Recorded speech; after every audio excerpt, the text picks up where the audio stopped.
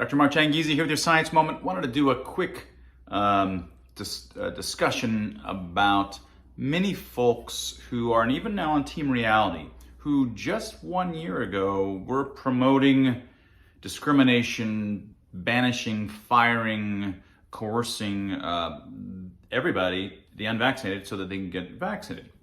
And they justified this by evidence. They said, well, the evidence suggests that we should violate their civil rights.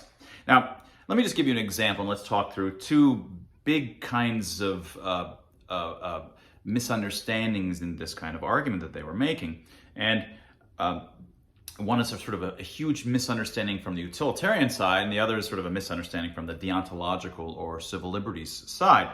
So let me give you an example. Here's someone. I'm going to block out their names. I'm not really trying to encourage. I'm debating whether I want to encourage folks to lower their reputation and to say, like, why were you promoting this a year ago?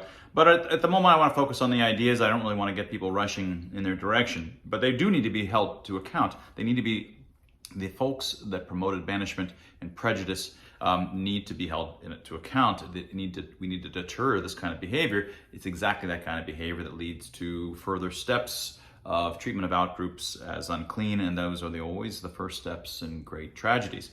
Now, so here is one person that on August 6th of 2021 who had said, and yes, I'm talking about vaccine mandates, passports, and an end to the naive, nonsensical musing that the well-intentioned, compassionate majority of our society remain beholden to those who simply don't care. In other words, we should stop being patient with those who have chosen to be unvaccinated. And this particular person now, who is actually on Team Reality and arguing for open and free, so that's great in some sense, but if you are, let me just read what she says.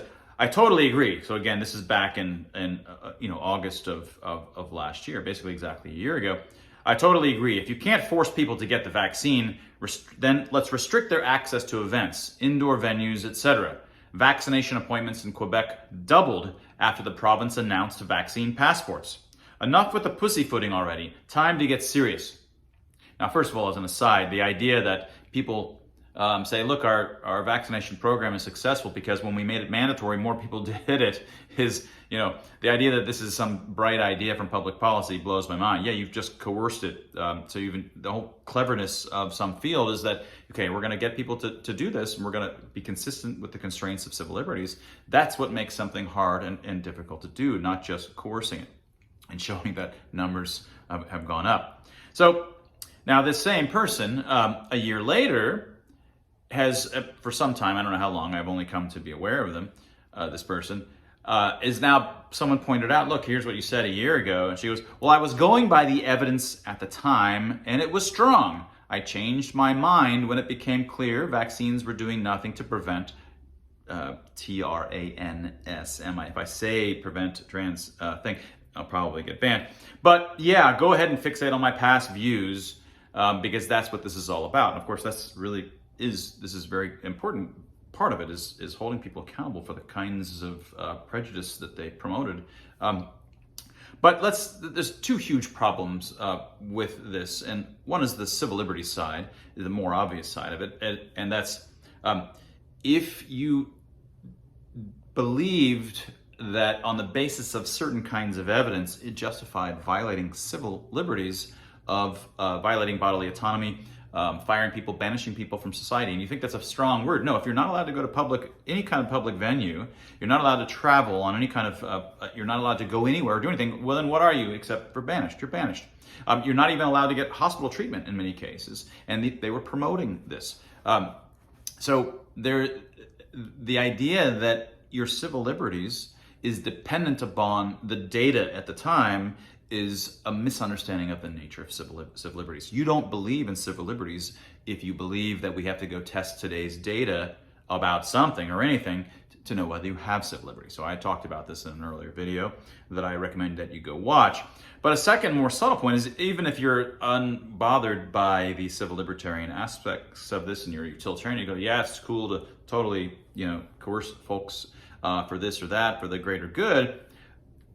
And again, something that I talked about a year ago as well, was that this completely misunderstands the reason for why we have VAX programs. The reason we have these programs is, yeah, you can yourself get protected, supposing that they work as they were described, and supposing that they stopped the transmission as they claimed to. Let's just suppose that. Of course, none of these things turned out to be true, but supposing that, yeah, you yourself can get protected. So that doesn't make it needed to have a big program where you're advertising. The reason the government may want to advertise it to get as many people as possible is that by virtue of having many people that have immunity distributed within the population, then even sometimes 20, 30% within the population, especially if they're hubs, then you block transmission and it just fizzles out. So you end up with herd immunity despite a relatively small percentage of the population having immunity. Everybody is protected, even the unvaccinated, and many, whether they're immunocompromised, they can't, or whether they just didn't,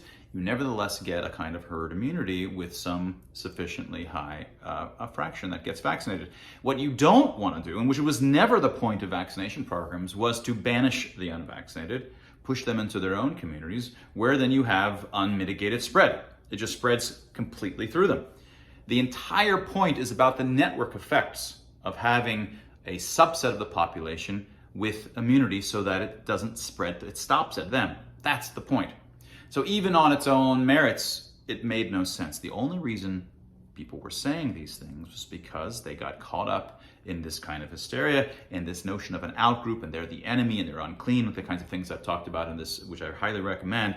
Go back and see one of the most important videos I've done of the 240 or so, is this one on why they believed the irrational things that they did, and it concerns evolution and our evolutionary instincts towards infectious cooties like infectious gunky things. We have strong intuitions about this that we have instincts for. And we mistakenly applied that to a respiratory virus, which is in fact has none of those typical properties. But much of the way that we feel towards outgroups is related and associated with those sorts of instincts. And so I walk through that in this particular video. So much of the drive for what was going on a year ago and has fizzled out, people want to look back and justify on the basis of the science. It wasn't on the basis of the science. The science recommended nothing of that kind, even if everything that they said about the wonders of the VAX was true. Even the narrow claims they're making about what they should do to the unvaccinated didn't make sense, even if we didn't care about civil liberties. And that was your science moment. Last week, Dr. Tim Barber, my book, Expressly Human, came out. It's about the origins of emotional expressions. It's about how humans truly interact with one another. It's the foundations of understanding these kinds of group dynamics that are crucial for explaining all of the craziness that we've been experiencing for the last 2.5 years, and all the craziness society will experience forever onward.